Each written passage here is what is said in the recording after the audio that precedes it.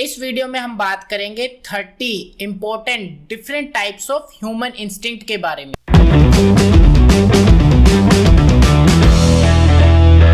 क्या कभी आपने सोचा है कि जैसे हम बिहेव करते हैं ऐसे क्यों करते हैं? इसका सोल्यूशन है हमारे ह्यूमन इंस्टिंक्ट, और वो इंस्टिंक्ट जो इवोल्यूशनरी हमारे बॉडी में डेवलप हुए हैं या फिर इनेबल हुए हैं। इन्हें समझने के लिए हमें जाना पड़ेगा अर्ली ह्यूमंस की इवोल्यूशनरी स्टेजेस। सबसे पहले हम बात करते हैं फियर इंस्टिंक्ट की। इसे आप ऐसे भी समझ सकते हो, फियर ऑफ फेलियर या फिर फियर ऑफ जजमेंट, किसी भी टाइप का फियर हो सकता है। ये फियर हमारे अंदर इवोल्यूशनरी डेवलप हुआ है। अर्ली ह्यूमंस की लाइफ में बहुत सारी डिफिकल्टीज थी। जो भी चीजें उन्हें अननोन होती थी या फिर जो भी एनिमल उनके लिए बहुत ही डेंजरस होते थे, अर्ली ह्यूमंस के सबकॉन्शियस में उनके लिए फियर डेवलप हो गया। फॉर एग्जाम्पल, जैसे चिल्ड्रन होते हैं उन्हें फियर होता है, या फिर मेच्योर ह्यूमन बींग्स भी होते हैं, हमें फियर होता है, fear of snake, fear of spider, या फिर जैसे हम देखते हैं फियर ऑफ फेलियर। ये हमारे जो फियर हैं यही हमें मोटिवेट करते हैं for the perfection,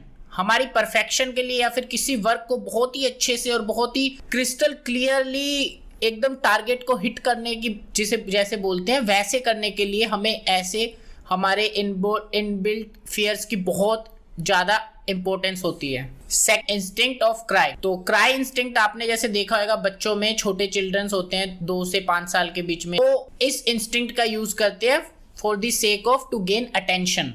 third, instinct of greed. तो ये जो ग्रीड इंस्टिंक्ट है ये भी हमारे लिए आज की डेट में मे बी हम इन्हें इसे बैड समझ सकते। अर्ली ह्यूमंस के लिए ये ग्रीड इंस्टिंक्ट बहुत ही ज्यादा इंपॉर्टेंट था, क्योंकि उस टाइम पे अर्ली ह्यूमंस के पास they live in a group, और अगर वो शिकार करने के लिए गए हैं कहीं पे और उन्हें अगर कहीं पे बड़ा शिकार हाथ में आया है, तो उस शिकार के लिए सपोज 2 ह्यूमन गए हैं, तो उनमें से अगर एक ह्यूमन वो चीट भी करके वो रख लेता है, तो उससे क्या होता है, आप इसे तो ग्रीड बोलोगे, लेकिन उस ग्रीड से ही वो ग्रीड उसके सर्वाइवल इंस्टिंक्ट के लिए बहुत जरूरी थी उस टाइम पे। अगर उसके पास ज्यादा मीट होएगा या फिर ज्यादा शेयर या फिर ज्यादा रिसोर्सेज होंगे with the help of greed, तो वो ज्यादा लंबे ड्यूरेशन तक सर्वाइव कर सकते। Fourth, instinct of selfishness. तो ये भी इंस्टिंक्ट एक तरफ से ग्रीड की तरह ही होता है। सेल्फिश इंस्टिंक्ट इस तरीके से अलग होता है कि यहाँ पे जो अर्ली ह्यूमंस थे उन्हें अपने रिसोर्सेज देने बिल्कुल भी अच्छे नहीं लगते थे। रिसोर्सेज हो या फिर उनके कोई भी स्किल्स भी बोल सकते हो आप, या कुछ भी चीजें they don't want to share. That is जो आज की डेट में भी ये इंस्टिंक्ट हम देख सकते हैं कि अगर किसी को थोड़ी सी भी या फिर कुछ स्किल आ जाती है, नॉलेज आ जाती है, तो they want some kind of advantage in the exchange of that skill. That is called selfish nature of human beings. Next, instinct of revenge. अगर किसी अर्ली ह्यूमंस ने चीट किया है तो उस चीट के अगेंस्ट हमारा जो एक बॉडीली रिस्पॉन्स होता है या फिर सबकॉन्शियस रिस्पॉन्स होता है, वो होता है रिवेंज का। तो हम इन फ्यूचर तक भी उस बंदे को याद रखते हैं जिसने हमें चीट किया था। That is for the sake of justice, for the sake of to take revenge. Next, instinct of reproduction. Survival के लिए हमें रिप्रोडक्शन बहुत ही ज्यादा जरूरी है, इसीलिए हमारे बॉडी में हार्मोनल चेंजेस आते हैं, इसीलिए हमारे बॉडी में अर्जेस उठती हैं या फिर डिजायर आती है just to have baby. Next, instinct herd. Starting में जो अर्ली ह्यूमन बींग्स थे वो एक ग्रुप में रहते थे और वो कुछ स्किल में मास्टरी पाना चाहते थे। सपोज कोई स्किल आ गई उनके पास, तो उस स्किल को एक्वायर करने के लिए they started this instinct that is called heard instinct. इसमें क्या होता है कि वो अपने लीडर को या फिर अपने जो भी उन्हें लगता है कि दैट इज देयर आइडल, तो वो उनको मिमिक करते हैं। तो उस मिमिक की या फिर कॉपी पेस्टिंग की जो भी इंस्टिंक्ट होता है उसे हर्ड इंस्टिंक्ट बोलते हैं। आज की डेट में भी अगर कुछ एक ट्रेंड किसी डायमेंशन में जा रहा है तो लोग उसी ट्रेंड को फॉलो करते हैं। That is because of our heard instinct. Next instinct है हाइजीन इंस्टिंक्ट। हाइजीन इंस्टिंक्ट में क्या होता है कि ह्यूमन बींग्स में एक इंटरनल एक अर्जेस होती हैं to make them look beautiful, make them to look clean, so that कि वो अपने घर को भी क्लीन रखना चाहते हैं, एनवायरनमेंट को भी क्लीन रखना चाहते हैं। ये इसलिए होता है just to make their body good immune against bacteria. Next instinct, mother instinct या फिर पेरेंटल इंस्टिंक्ट। इस इंस्टिंक्ट में क्या होता है, आपने देखा होगा कि जैसे ही बेबी प्रोड्यूस होता है तो मदर जो होती है उसकी बॉडी में बहुत तरह के हार्मोनल चेंजेस आते हैं। वो हार्मोनल चेंजेस उस फीमेल को लेस एग्रेसिव बना देते हैं, इंक्लाइन टू एम्पैथी बना देते हैं, और एक अटैचमेंट हो जाता है for the care giving. Next instinct of communication, तो ये भी हमारे सर्वाइवल के लिए बहुत जरूरी था, इसलिए ह्यूमन बींग्स ने different ways to communicate between each individual, तो उन्होंने कम्युनिकेशन के स्किल्स डेवलप किए। For example body language, emotions, ये जिससे वो अपने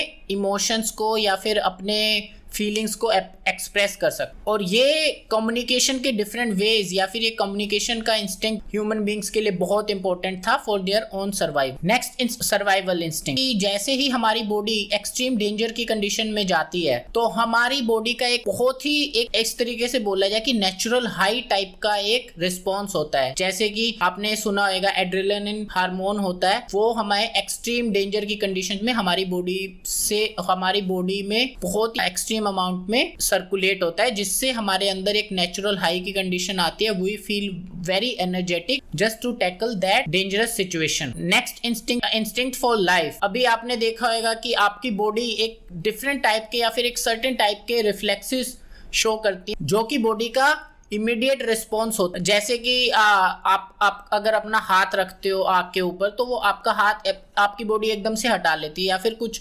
एक्सीडेंटल या फिर जैसे बॉल आ रही होती है वो आईज के पास लगने वाली होती है, लेकिन आप एकदम से अपना फेस हटा लेते हो। तो इमीडिएट रिस्पॉन्सेज होते हैं बॉडी के, या फिर नेचुरली होता है कि बॉडी का एक रिस्पॉन्स होता है सो दैट कि हमारी बॉडी डेथ को एनकाउंटर कर सके। नेक्स्ट प्लेजर, आपने देखा होगा कि ह्यूमन बींग्स बहुत सारे work just for the sake of fun या फिर just for the sake of pleasure के लिए करते हैं। इसमें भी बॉडी से बहुत सारे डिफरेंट टाइप के हार्मोन्स निकलते हैं, फॉर एग्जाम्पल डोपामाइन या फिर अदर हार्मोन्स होते हैं जो कि हमें प्लेजर जैसी फीलिंग देते हैं। ऐसे ही प्लेजर प्रिंसिपल वर्क करता है। फॉर एग्जांपल कि अगर हमें जिंदा रहना है तो हमें अपने सर्वाइवल के लिए वाटर चाहिए, but we add some kind of flavour in water just for the extra pleasure in that. Next instinct है social instinct. We are social animals. जो ह्यूमन बींग्स होते हैं वो एक स्मॉल ग्रुप्स में पहले से ही जो अर्ली ह्यूमंस थे वो रह रहे थे just for the advantage of their own survival. Bacteria and human beings, जो हमारे गट में बैक्टीरिया रहते हैं वो एक सिम्बायोटिक रिलेशनशिप में रहते हैं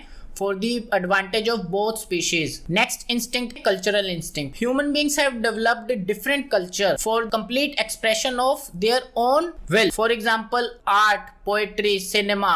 So they have developed this culture just to express their will or to express their skills. Next instinct, status instinct. ये इंस्टिंक्ट बहुत ही ज्यादा इंपॉर्टेंस रखता है हमारी आज की सोसाइटी में भी और हमारी अर्ली एज की सोसाइटी। वहां पे क्या होता था कि अर्ली ह्यूमंस को अपना एक डोमिनेंस क्रिएट करना होता था, उसके लिए उसे अपना एक स्टेटस सिंबल, फॉर एग्जांपल आपने देखा होगा बहुत सारी वॉर्स होती थी जस्ट फॉर द फीमेल या फिर उनकी क्वीन को सिक्योर रखने के लिए।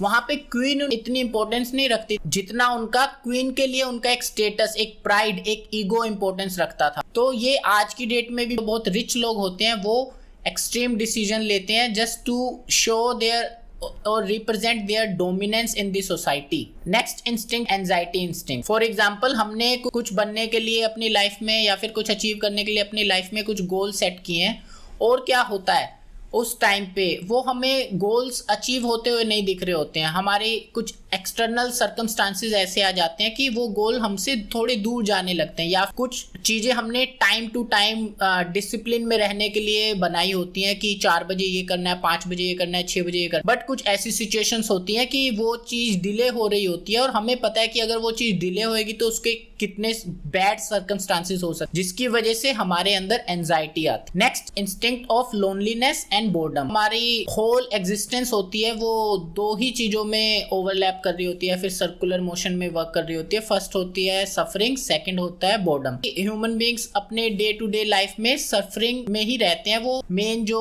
होता है सर्वाइवल इंस्टिंक्ट के लिए या फिर अपनी लिविंग जो अर्न करने के लिए जी रहे होते हैं, वो उसने एक सफरिंग देती है। और जो रिच लोग होते हैं वो उस डेली अर्निंग वाले पार्ट को हटा देते हैं जो उनके डेली लिविंग की आती है, वो उस सफरिंग को तो क्लियर कर लेते हैं, लेकिन उसके बाद आ जाता है उन्हें बोर्डम। तो ये जो बोर्डम होता है ये भी हमारे ह्यूमन बीइंग और हमारे या फिर लोनलीनेस जिसे बोलते हैं, ये हमारे एग्जिस्टेंस के लिए बहुत जरूरी होती है। इसमें क्या होता है कि ये एक मोटिवेशन का काम करती है कि सपोज हमारे पास कुछ करने को नहीं है तो वो फील बोर्ड, तो ये हमें अर्जेस देती है कि let's do something new, let's do something exciting. Next, courage instinct. Courage instinct हमारी लाइफ का बहुत ही इंपॉर्टेंट पार्ट है।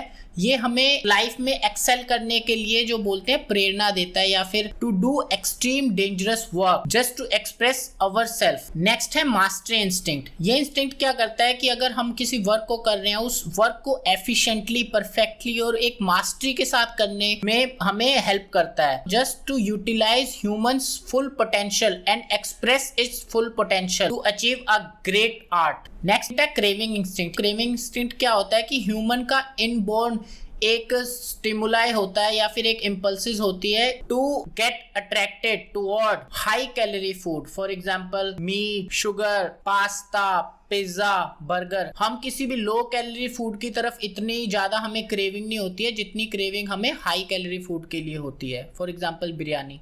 Next instinct to choose right type of food. जैसे हमारी जो टंग में more than 5000 types of different taste buds होते हैं जो कि एक गेटवे की तरह वर्क करते हैं हमारे स्टमक के लिए। यही 5000 टंग टेस्ट बड्स हेल्प करते हैं हमें to choose between good food and bad food.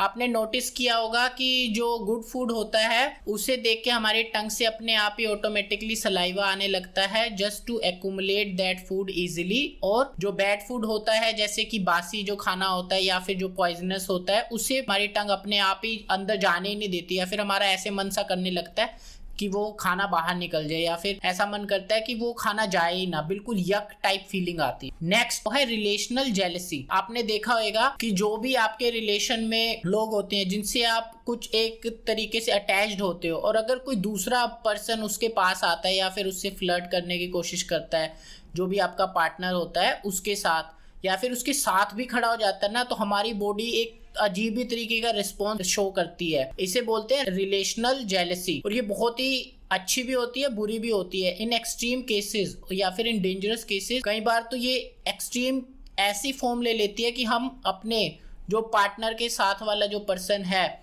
उसे देख भी नहीं सकते हैं, या फिर अगर हमारा पार्टनर हमें चीट करता है ना, तो उस केसेस में आपने देखा होगा बहुत सारे किलिंग केसेस के भी आते हैं। तो ये उस रिलेशनल जेलसी की वजह से ही आते हैं, जो कि हम अपने पार्ट से बहुत ही ज्यादा अटैच्ड हो जाते हैं, जिसकी वजह से ये। नेक्स्ट आता है विल टू विल। ये इंस्टिंक्ट भी बहुत इंपॉर्टेंट होता है for the development of our self and for the exercising of our power और स्ट्रेंथ और करेज। जब हमारी बॉडी विनिंग फेज में होती है, या फिर हमें पता लग रहा होता है कि हम किसी फाइट में, या फिर रेसलिंग या बॉक्सिंग गेम में, या फिर किसी स्पोर्ट में, या फिर किसी एग्जाम में, या फिर किसी ऐसी फिजिकल सिचुएशन में हम एक विनिंग कंडीशन में आ रहे होते हैं, तो हमारी बॉडी हमें और एक नेचुरल हाई देती है, और हमारी बॉडी से 40 डिफरेंट टाइप्स ऑफ हार्मोन्स निकलते हैं जो कि हमें हेल्प करते हैं विनिंग में, और ये हमें एक बहुत ही अच्छी सेटिस्फेक्शन की फीलिंग देते हैं। Next will to dominate. Examples, हम आर्गुमेंट्स करते हैं लोगों के साथ, मे भी हमारा आर्गुमेंट्स में लॉजिक ना है, मे भी कुछ फैक्ट्स ठीक ना है, बट हमारे अंदर ये इंस्टिंक्ट होता है कि हमें ये आर्गुमेंट जीतना है, हमें डोमिनेट करना है इस आर्गुमेंट में। इसी तरीके से बहुत सारे स्पोर्ट्स होते हैं या फिर बहुत सारे एग्जाम्स होते हैं, और जो इस इंस्टिंक्ट का जो बाय प्रोडक्ट होता है करप्शन को लीड करता है, कि हम इस इंस्टिंक्ट को या फिर डोमिनेट इन सोसाइटी के लिए हम इतना ज्यादा पैशनेट हो जाते हैं कि हम कुछ बैड वेज भी ले लेते हैं, सो दैट कि we show our dominance in society. Next instinct of empathy. ये भी उस मदर इंस्टिंक्ट की तरह ही है, बट ये क्या होता है, एक पूरी फैमिली में एक ग्रुप की तरह वर्क करता है, कि हमें अपने फैमिली मेंबर्स के लिए एक तरफ से एम्पैथी आती है, हमारे नेबर्स के लिए एम्पैथी आती है, या फिर सामने वाला जो ह्यूमन बीइंग है उसके लिए एम्पैथी आती है।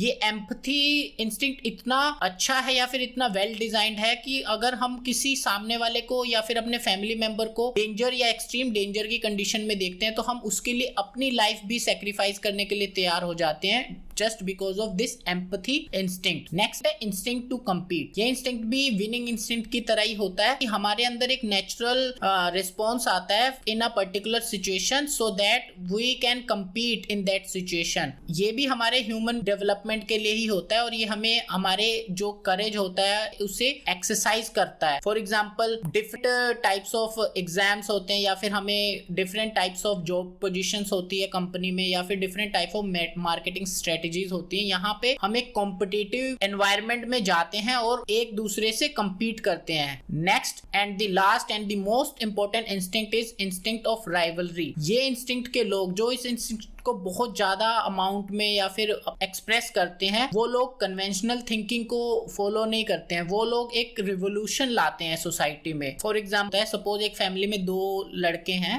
तो मोस्ट ऑफ द केसेस में क्या होता है, जो ओल्डर बॉय होता है उसी को फैमिली की या फिर जो उसके रिलेशन में और लोग होते हैं उसकी उसे एडवांटेज मिलती है, उसे अटेंशन मिलती है और उसे रिसोर्सेज मिलते हैं, जिसकी वजह से जो यंगर चाइल्ड होता है उसे एक तरीके से उसे अनजस्टिस लगता है, कि उसे फेयर नहीं लगता, कि उसके साथ कुछ गलत हो रहा है, और उसके अंदर ये राइवलरी की इंस्टिंक्ट बहुत ज्यादा अमाउंट में डेवलप हो जाती है। और इसकी वजह से क्या होता, वो एक रीपे की कंडीशन में हो, उसे लगता है कि उसे सोसाइटी से कुछ चाहिए या फिर something is bad happening with him, तो वो अगेंस्ट हो जाता है नॉर्म जो होती हैं सोसाइटी में, तो उसे हर जगह इनजस्टिस ही दिखाई देता है। इस तरीके के लोग बहुत ही ज्यादा रिवोल्यूशनरी होते हैं, ग्रेट होते हैं और बिग थिंकर्स होते हैं। राइवलरी इंस्टिंक्ट को आप ऐसे समझ सकते हो, एक स्टडी हुई थी, उस स्टडी में टोटल जो हिस्टोरिकली फेमस लोग उनकी एक डेटा निकाली गई। उस डेटा में था कि मैक्सिमम जो यंगर चिल्ड्रन होते हैं वो एक रिवोल्यूशनरी टाइप या फिर एक ग्रेट लीडर के रूप में उभर के बाहर आते हैं। For example, Martin Luther king, Mahatma Gandhi, Charles Darwin and Nelson Mandela, ये 4 ऐसी फेमस पर्सनैलिटी थी जिन्होंने कन्वेंशनल थिंकिंग को फॉलो नहीं किया और एक सोसाइटी में रिवोल्यूशन लाए और एक ग्रेट लीडर की तरह बाहर निकल के आए। आई होप कि आपको ये टोटल 30 ह्यूमन इंस्टिंक्ट समझ आए होंगे और मैं आपसे रिजोनेट किया होऊंगा। आई होप कि आप इन इंस्टिंक्ट को गलत वे में ना लेके जाएं और इनको एक अच्छे से समझें और इनको यूटिलाइज करें for the development of your own life.